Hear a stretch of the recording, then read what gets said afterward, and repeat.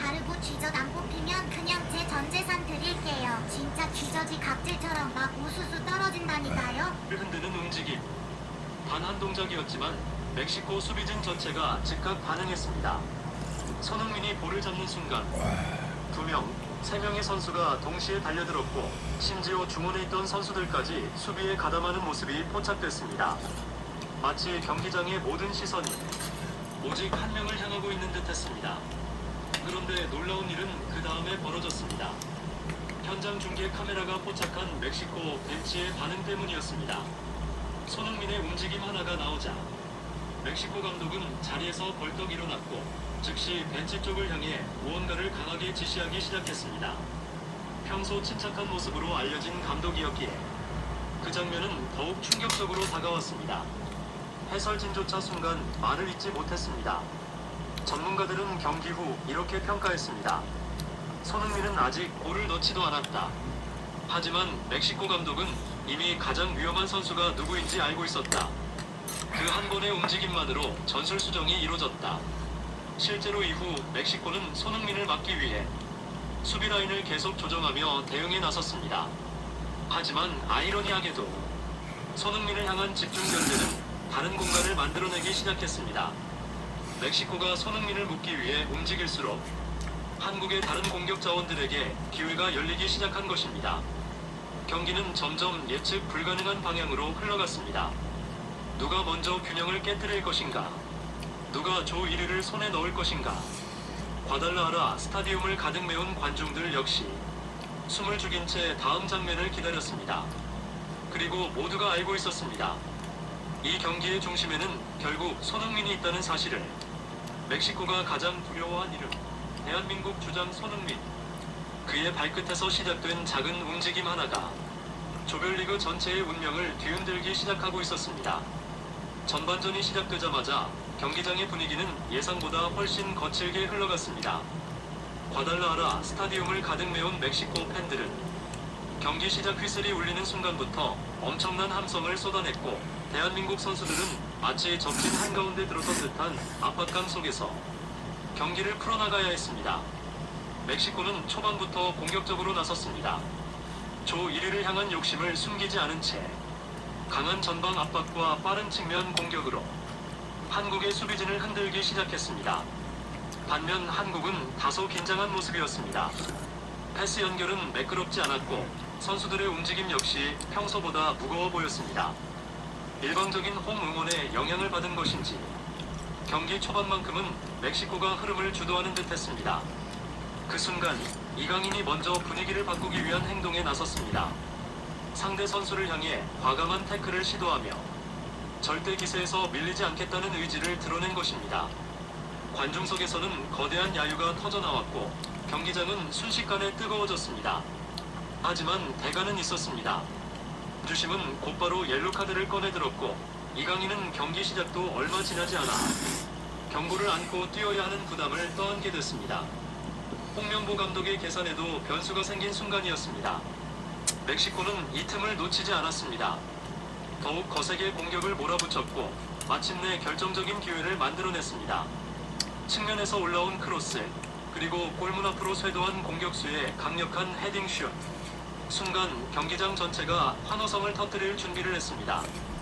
그러나 그 앞에는 대한민국의 마지막 보루가 서 있었습니다. 김승규였습니다. 김승규는 전혀 흔들리지 않았습니다. 침착하게 공의 궤적을 읽은 뒤 몸을 날려 슈팅을 막아냈고 거의 골이나 다름없던 장면은 순식간에 무산됐습니다. 골을 기대했던 멕시코 팬들은 머리를 감싸쥐었고 반대로 한국 팬들은 뜨거운 박수를 보냈습니다. 중계진 역시 감탄을 감추지 못했습니다. 김승규가 팀을 살렸다.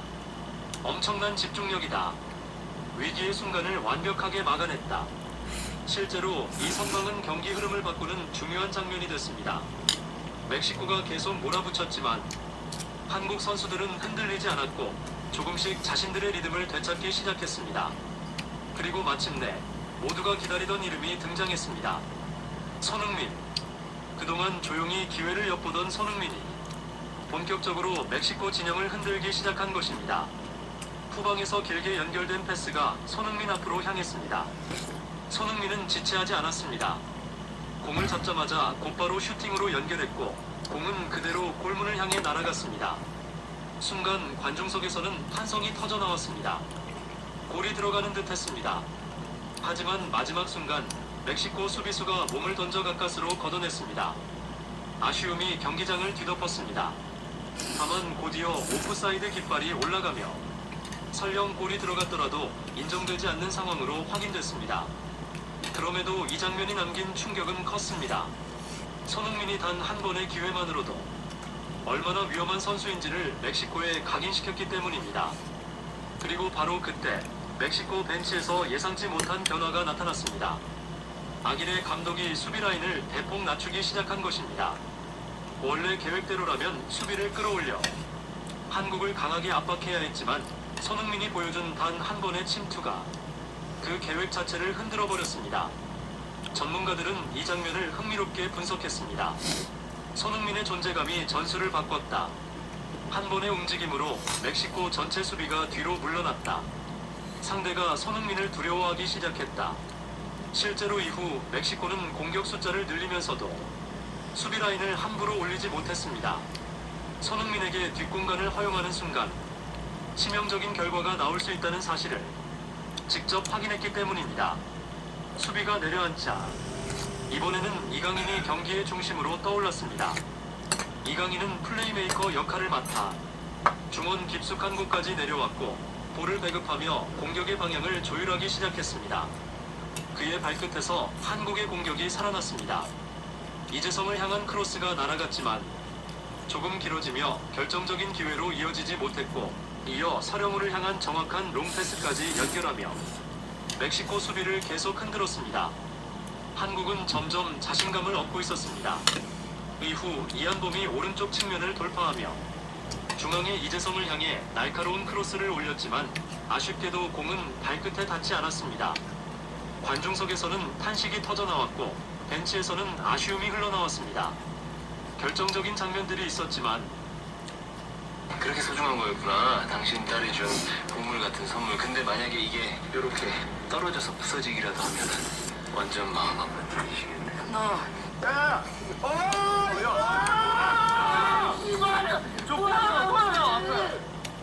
아 진짜로 어이가 없다.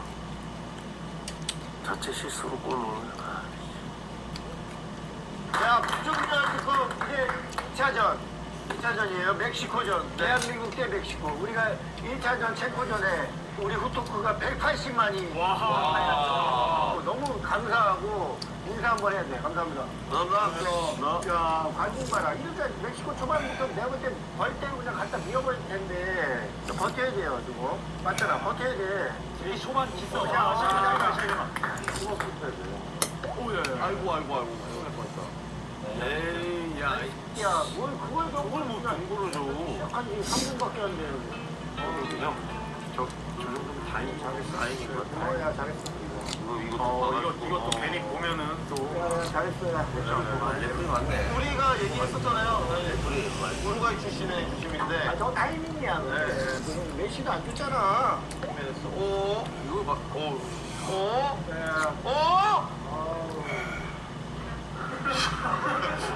아니 왼발이니까 좀 봐.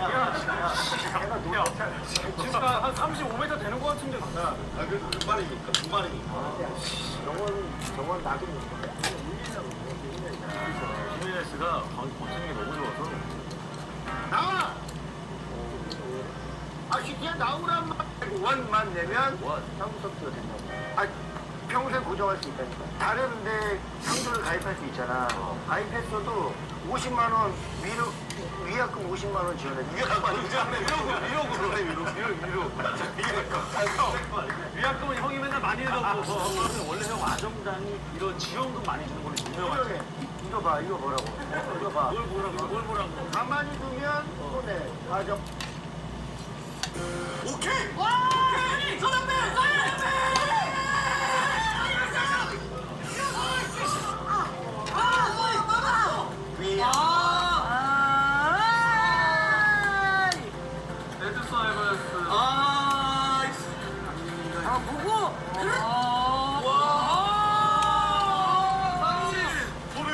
그렇지.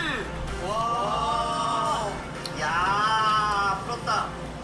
이 한 번.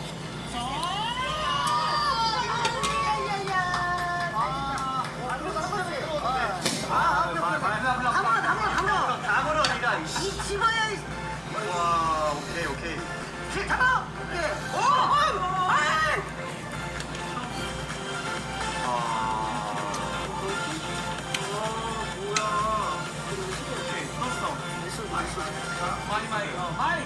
많이. 앞으로 구부렸어 이기혁 선수가. 있긴 했구나. 채널 안 떴어 이기혁 선수가. 운도 없는 거고. 운도 없었어요 지금. 부르면 사고. 그 정도로 보는데. 그러니까 뭐 당연히 뭐 나오면 안 되는 장면이긴 한데. 네. 안 돼.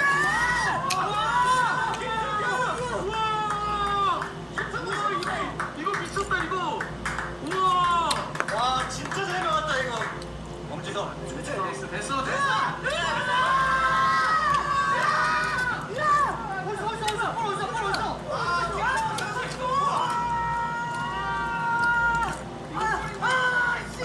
배가 너무 아프다. 이걸 막았다고? 이거 아니 슈팅이 계속 이어진 거 아니야? 이걸 막았다고?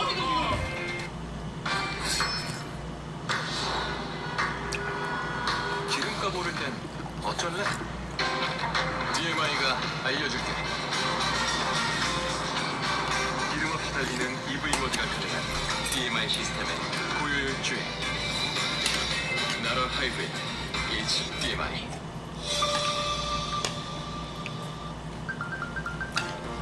옷장을 뒤져 붉은 옷 꺼냈네 헝그리 정신으로 이겨라 생각을 하고 그 부분에 있어서 그렇게 크게 생각하지 않고 저희가 해야 될 걸 최선을 다해준다고 생각을 해요. 그래서 이번 경기에 승리하지 못하면 이런 것처럼 다음 경기에 꼭 승리할 수 있도록 최선을 다해야 되지 않을까 싶습니다. 아까 약간 스피커라는 이상한 느끼라는 것 같아요. 뭐 당연히 그 사람한테 항상 어필을 하고 최대한 말을 많이 하려고 하는 것 같아요. 그래야 저희한테 조금이라도 더 유리하게 불어줄 것 같아서. 하지만 최대한 심한 오늘 한국과의 경기에서 우리가 승리할 수 있었던 결정적인 요인이 상대 수비수와 골키퍼의 충돌로 인한 실점 때문이라고는 생각하지 않습니다. 오히려 제가 매우 놀랐던 부분은 손흥민 선수를 잃은 시간에 교체 아웃시킨 상대의 결정이었습니다. 사실상 그 이른 교체가 오늘 우리가 승리를 가져올 수 있었던 핵심적인 이유이며 그 부분에 대해 솔직하게 말씀드리겠습니다. 북중미 월드컵 조별리그 2차전에서 한국은 멕시코를 상대로 1대0으로 패배하여 아쉬움을 삼켰습니다.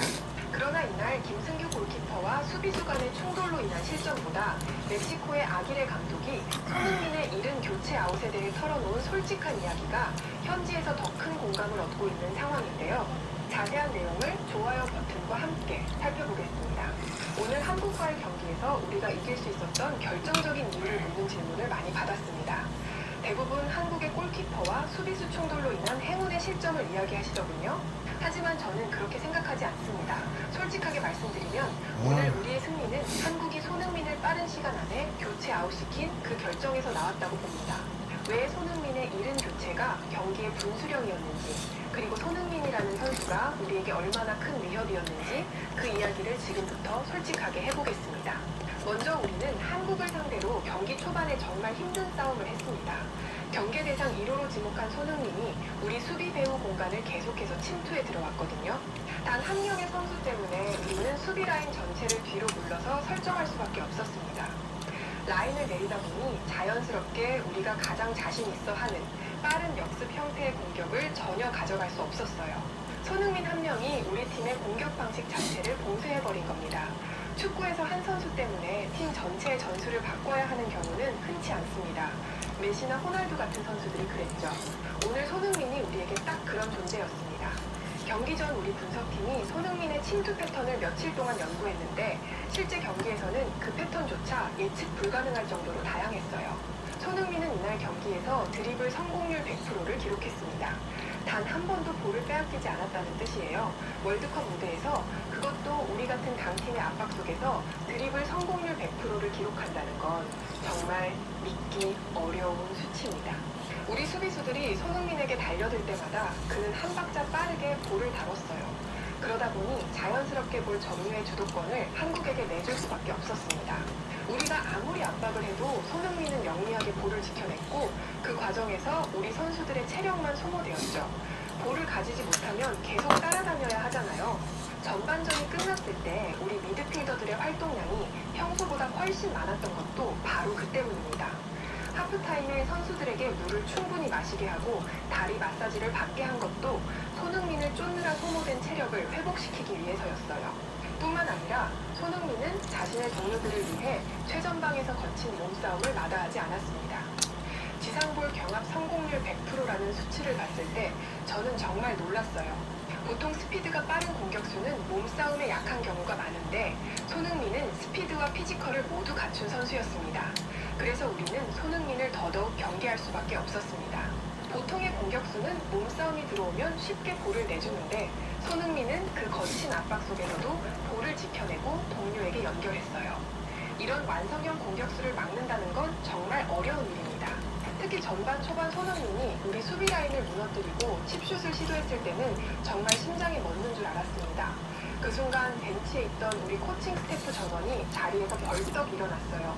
비록 우리 주장 에드손 알바레스가 환상적인 오버헤드 킥으로 걷어내긴 했지만 그 찰나의 순간에 골문을 비우고 나온 골키퍼의 키를 넘기려는 판단력과 감각은 전 세계에 몇 안 되는 선수들만이 가진 능력입니다.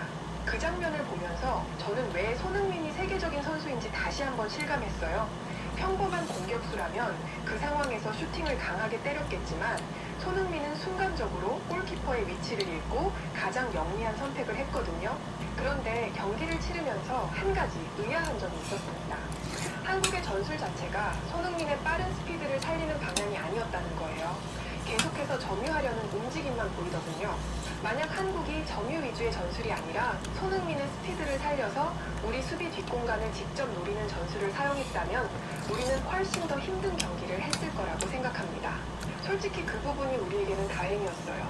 손흥민과 같은 스피드를 가진 선수를 보유하고도 점유 위주로 경기를 풀어간다는 건 그 무기를 제대로 쓰지 않는 것과 같거든요.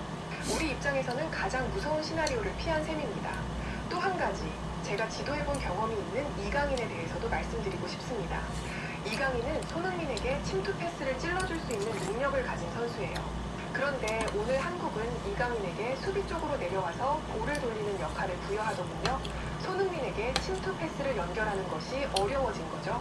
손흥민과 이강인, 이 두 명의 핵심 자원을 동시에 무력화시키는 한국의 전술이 저로서는 정말 의아했습니다. 이강인이 조금 더 높은 위치에서 손흥민에게 침투 패스를 연결하는 역할을 맡았다면 우리 수비는 정말 큰 어려움을 겪었을 겁니다. 많은 분들이 우리가 한국의 골키퍼와 수비수 충돌이라는 행운으로 운 좋게 득점해서 승리했다고 질문하십니다. 하지만 저는 그것보다 한국이 손흥민을 일찍 교체 아웃시킨 것이 진짜 승리의 이유라고 생각합니다. 손흥민이 교체되는 순간 우리는 그동안 손흥민 때문에 뒤로 물러나 있던 수비 라인을 빠르게 정상적인 위치로 조정할 수 있었어요. 그 순간 경기의 양상이 완전히 바뀌었습니다. 후반전 들어 우리 수비 라인이 정상 위치로 올라오면서 비로소 우리가 준비했던 빠른 역습 축구를 펼칠 수 있게 되었어요. 그리고 그 역습 상황에서 우리에게 기회들이 만들어지기 시작했습니다. 손흥민이 있었을 당시 전반전에는 단 한 번도 제대로 시도하지 못했던 빠른 공격 전환이 손흥민이 빠진 후반전에는 자연스럽게 나오기 시작한 거죠. 이게 우연이 아니라는 걸 저는 확신합니다. 손흥민이 빠진 뒤로 한국의 공격은 더 이상 우리의 뒷공간을 노리는 형태가 아니었습니다. 결국 롱볼에 의존할 수밖에 없게 되었죠. 그걸 깨달은 순간 솔직히 저는 안도감이 들었습니다. 우리 수비가 가장 무서워하는 건 빠른 침투인데 그 위협이 사라졌으니까요. 단순한 롱볼은 우리 센터백들이 충분히 처리할 수 있는 수준이었습니다. 손흥민이 있을 때는 뒷공간을 항상 신경 써야 했지만 손흥민이 빠진 뒤로는 공중볼 경합에만 집중하면 됐으니까요. 수비하는 입장에서 이 차이는 정말 큽니다. 만약에 한국이 롱볼과 스피드를 동시에 공략하기 위해 손흥민을 교체 아웃하는 대신 그대로 두고 타깃형 공격수를 추가로 투입했다면 어땠을까요? 손흥민의 스피드로 뒷공간을 노리면서 동시에 타깃형 공격수로 우리 수비진을 흔들었다면 솔직하게 말씀드려서 우리가 이렇게 한국에게 승리로 경기를 끝낼 수 있었다고 장담하지 못하겠습니다. 그만큼 손흥민의 존재는 우리에게 절대적인 위협이었어요. 한 명의 선수를 빼는 것만으로 상대팀의 위협이 절반 이하로 줄어든다는 건 그 선수가 얼마나 대단한지를 역설적으로 증명하는 겁니다. 그렇기 때문에 오늘의 승리는 우리가 잘해서 얻은 결과라기보다는 상대가 손흥민을 100% 활용하지 못한 것이 우리에게 매우 큰 행운이었다고 솔직하게 말씀드리고 싶습니다. 해외에서는 이 같은 반응을 보여주었고 좋아요와 무료 구독, 아니 지금 막 발 뒤꿈치 하얗게 뜬 두꺼운 깃살 있으신 분들이요. 보통 이게 굳은 살이라. 펼쳤다며 한국전에서도 이런 경기력을 유지한다면 충분히 16강에 갈 수 있다고 자신감을 보였습니다. 상대 사령탑마저 혀를 되두른 홍명보고의 무한 체력과 규율, 16강 진출의 운명이 걸린 남아공과의 조별리그 최종전은 오는 25일 멕시코 몬테레이에서 펼쳐집니다. 2026 북중미 월드컵 조별리그 1차전이 모두 마무리된 가운데 대한민국 축구대표팀의 핵심 축인 손흥민과 이강인 선수가 나란히 대회 최고 수준의 세부 지표를 기록한 것으로 나타났습니다. 영국 BBC가 축구 통계 전문 매체 옵타의 자료를 바탕으로 분석한 결과 이강인은 드리블 성공률 부문에서 월드컵 전체 공동 2위에 올랐습니다. 이강인은 지난 12일 체코와의 1차전에서 6차례 드리블을 시도해 무려 5번이나 성공하며 83%의 높은 성공률을 자랑했습니다. 이는 코트디부아르의 아마드 디알로에 이어 세계 최고 수준의 돌파력을 입증한 수치입니다. 대표팀의 캡틴 손흥민 역시 공격 지표 상위권에 이름을 올렸습니다. 체코전에서 6개의 슈팅을 날린 손흥민은 리오넬 메시 등과 함께 대회 최다 슈팅 공동 3위에 랭크됐습니다. 특히 슈팅 기회의지를 점수화한 손흥민의 기대 득점은 1.01로 집계됐습니다. 한 골 이상은 무조건 들어갔어야 할 결정적인 기회들을 맞이했다는 뜻입니다. 다만 실제 득점으로 연결되지 못하자 BBC는 손흥민이 프리미어리그 시절 가장 냉정한 마무리 능력을 보여준 공격수였다는 점을 고려하면 의외의 기록이라며 놀라움을 표하기도 했습니다. 한편 이번 북중미 월드컵은 1차전 24경기 중 9경기가 무승부로 끝나며 37.5%라는 높은 무승부 비율을 기록했습니다. 이는 지난 2010년 남아공 월드컵 이후 가장 높은 수치로 첫 경기부터 물고 물리는 역대급 한도가 이어지고 있습니다. 홍명보호가 개최국 멕시코의 벽을 넘지 못하고 조별리그 첫 패배를 안았습니다. 뼈아픈 수비 실책에 발목을 잡히며 조 1위 등급도 무산됐습니다. 대한민국 축구대표팀은 오늘 멕시코 과달라하라 스타디움에서 열린 북중미 월드컵 조별리그 A조 2차전에서 멕시코에 0대1로 졌습니다. 이로써 대표팀은 역대 월드컵 무대에서 멕시코와 만나 3전 전패를 기록했고 조별리그 2차전 무승 징크스도 깨지 못했습니다. 전반전은 치열한 공방전이 이어졌습니다. 이강인의 날카로운 움직임과 손흥민의 진투로 멕시코의 뒷공간을 누렸지만 골문은 쉽게 열리지 않았습니다. 팽팽하던 영의 균형은 후반 5분 우리 수비진의 야속한 실책으로 깨졌습니다. 공중볼을 처리하던 골키퍼 김승규가 수비수 이기혁과 엉켜 넘어지며 공을 놓쳤고 이를 놓치지 않은 멕시코의 루이스 로모가 빈 골대에 결승골을 밀어 넣었습니다. 실점 이후 홍명보 감독은 황희찬과 오형규, 조규성까지 전방에 투입하며 총공세에 나섰습니다. 후반 42분 엄지성의 크로스를 받은 조규성의 결정적인 문전 헤더와 연이은 슈팅이 터졌지만 상대 골키퍼의 잇따른 선방에 막히며 아쉬움을 삼켰습니다. 경기 막판 이한범과 조규성의 헤더마저 골대를 외면하며 결국 한 골 차 패배로 경기는 끝났습니다. 이승을 거둔 멕시코가 조 1위를 확정한 가운데 1승 1패가 된 남아공과의 최종 3차전에서 반드시 이겨 조 2위를 확보해야 하는 부담을 안기겠습니다. 지금 어떻게 됐냐? 축구는 어떻게 되는 거야? 가수로. 이제 저기 해야지 남아공. 그 무승부 해야지. 이겨야지 무조건 이기는 게 낫지. 걔네들은 무승부 했으니까. 체코랑 무승부 했잖아 일단. 그러니까 무조건 이겨야 돼. 지면 안 되네. 이제 거기도 이제 득실차로 이제 골 득실차. 근데 무조건 이겨야 멕시코랑 둘이 올라가지. 처음에 이겼잖아 우리나라가. 지면은 또 안 돼. 골 득실차로 또 뒤질 것 같아. 30일은 탈락이야. 16강 탈락, 아니 30강 탈락이요? 그 다음에 16강 아니야?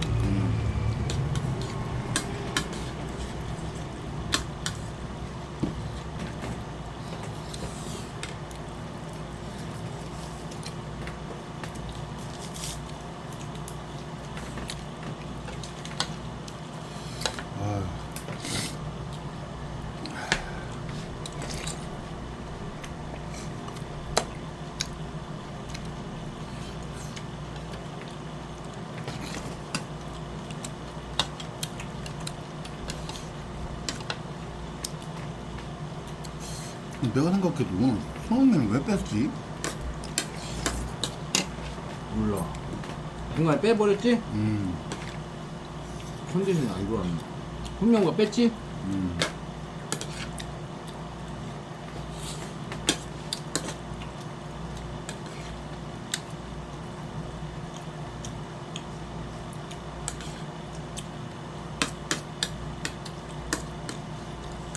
선수 차원에서 그랬나?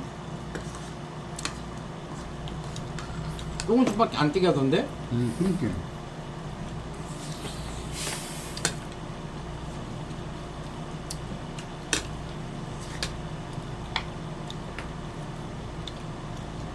또 축구 못하지는 않아, 이? 손흥민이가, 이?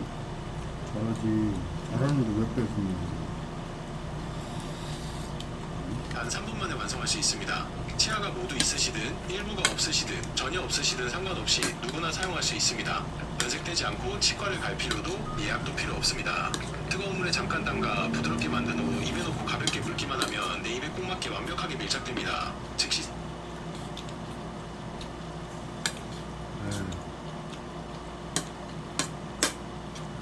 한국이 오늘 멕시코와 경기에서 1대0으로 아까운 패배를 당했습니다. 한국이 멕시코를 역대 월드컵에서 만날 때마다 지고 있는데 오늘 패배로 멕시코를 상대로 월드컵 무대에서 3연패를 당하고 있는 한국입니다. 그리고 오늘 경기 보신 분들은 잘 아실 겁니다. 한국이 그렇게 못하지도 않았습니다. 통계를 봐도 한국은 멕시코보다 점유율 더 많이 먹고 슈팅 9개, 유효슈팅 2개 날리면서 멕시코보다 슈팅과 점유율을 더 먹으면서 공격적인 모습을 보여줬고요. 그리고 이 사진이 슈팅을 어디서 때렸는지 알 수 있는 슈팅 맵인데 한국이 박스 안에서 멕시코보다 슈팅을 하나 더 많이 날리면서 멕시코와 거의 대등한 저런 것도 나중에 따지지? 모습을 보여줬습니다. 슈팅했던 거? 말이 많아지지. 전반에는 양 팀이 탐색전을 한 것으로 알 수 있고 후반 초반에 처음에는 왜 빼냐, 뭐 말도 많아지잖아. 한국이 경기 내내 후반전을 몰아치는 모습을 내가 봐도 보여줬습니다. 너무 빨리 오늘 뺐어. 경기는 팽팽했던 양 팀이 딱 하나 실수 하나로 경기 결과가 바뀌었다. 옆에 있는 것만 해도 경기가 그냥 끝난 후에 아기레 감독도 실수가 없어서 상대팀한테 우리가 이겼다라고 말할 위협적일 만큼 건데. 팽팽했던 오늘 경기였습니다. 그렇다면 앞으로 한국은 32강을 갈 경우의 수는 어떻게 될까요? 제가 모든 가능성 총정리해드리겠습니다. 그럼 지금 바로 시작합니다. 오늘 한국이 멕시코에게 패배를 당하면서 멕시코가 현재 A조에서 2승으로 승점 6점으로 조 1위에 랭크되어 있습니다. 오늘 한국과 경기에서 우리가 또 멕시코가 2위요? 승리를 거두면서 1, 2, 3, 4 중에 2위요? 6점으로 1위에 랭크된 멕시코입니다. 체코랑 남아공은 승이 없어. 1무 1패씩. 어떤 것이냐? 이야기 쉽게 설명드리면 오늘 멕시코가 한국을 잡았잖아요. 그리고 남아공도 잡으면서 두 팀을 삭제시켜버린 멕시코입니다. 우리나라는 1승 이런 1패. 상황에서 한국은 저기는 2승이요? 3차전에서 남아공과 경기를 하게 되고요. 멕시코는 체코와 경기를 하게 되는데 멕시코가 마지막 경기에서 패배를 하고 한국이 승리를 해서 6점의 이제 동시에 하잖아. 이거 이렇게 동시에 게임 하잖아. 이거. 조작 없이 바로 같은 시간에 같이 게임 하잖아. 이게 승자승입니다. 다들 이해되셨죠? 이런 승자승 원칙 때문에 멕시코가 앞으로 남은 3차전에서 상당히 유리해졌습니다. 승리해도 올라가고 승부해도 올라가고 심지어 패배해도 올라가는 상황이 연출됐기 때문에 멕시코 입장에서는 그냥 2군으로 풀로 로테이션을 돌려도 되는 제일 유리한 상황이 그렇지. 되고 만 것입니다. 2군. 결국 이제부터 멕시코 아기의 감독이 3차전에서 어떤 선택을 하느냐에 따라서 이제 한국의 운명이 결정된다고 할 수가 있겠는데 멕시코의 3차전 경기 결과에 대해서 한국이 어떻게 해야지 32강에 올라갈 수 있는지 모든 경우의 수 정리 시작해보겠습니다. 그럼 첫 번째 상황을 정리해드리겠습니다. 무조건 이기고 봐야 돼요. 3차전에서 승리할 경우입니다. 체코는 멕시코를 상대해서 승점을 무조건 따야 됩니다. 한국과 남아공의 마지막 경기에서 남아공이 어떻게 나올지가 모르기 때문에 체코는 멕시코와 경기에서 무조건 이겨야 되는 상황인 것이죠. 근데 멕시코가 2군으로 나왔는데도 불구하고 체코가 나한테 너무 전화 못해서 왔어. 아니면 멕시코가 에라 모르겠다 1.5군으로 나와서 여기 왔는데. 체코를 잡는다고 뭐 빼먹었다고 가정해봅시다. 갖다 그러면 줬구나. 어떤 상황이 벌어지느냐? 멕시코가 승점 9점으로 그냥 1위에 랭크되게 됩니다. 그리고 그 다음부터 한국의 또 다양한 경우의 수가 나오기 시작하는데요. 멕시코가 3차전에 승리하면 다음과 같은 상황이 벌어집니다. 멕시코 승점이 9점이 되겠죠. 이럴 때 한국이 남아공과 무승부가 나온다면 멕시코 승점 9점, 한국 승점 4점, 남아공 승점 2점이 되고 체코는 승점이 1점이 되면서 체코 탈락. 이런 상황이 벌어지게 됩니다. 그리고 한국이 남아공과 승리하게 되는 경우 멕시코 승점 9점, 그리고 한국 승점 6점, 남아공 승점 1점, 체코 승점 1점이 이번에 토스하고 하냐 우리나라? 어디 하고 하냐? 이제 갈립니다. 남아공? 한 명이 골드실로 탈락하게 되고 마지막으로 한국이 남아공에게 패배하게 된다면은 어떻게 되느냐? 멕시코 승점 9점, 남아공 승점 4점, 그리고 한국 승점 3점, 체코가 승점 1점이 되면서 체코가 탈락하게 되는 것입니다. 이렇게 멕시코가 3차전에 승리하게 된다면은 한국 탈락의 경우의 수는 없습니다. 우리나라가 뭐가 나와야 되는 거야? 이라고 응원해주고 싶은 상황이죠. 무조건 이기는 게 낫지. 경우의 수를 살펴볼 거예요.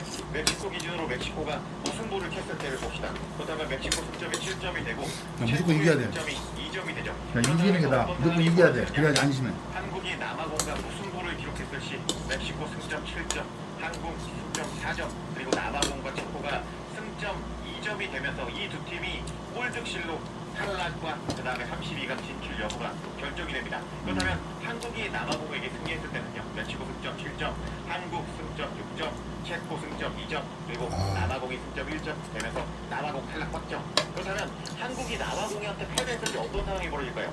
멕시코 승점 7점, 그리고 남아공 승점 4점, 한국 승점 3점, 체코가 승점 2점이 되면서 체코 탈락, 그리고 한국이 48개국으로 늘어났기 때문에 굴욕을 당하면서 32강에 간신히 올라가게 되는 상황이 연출이 됩니다.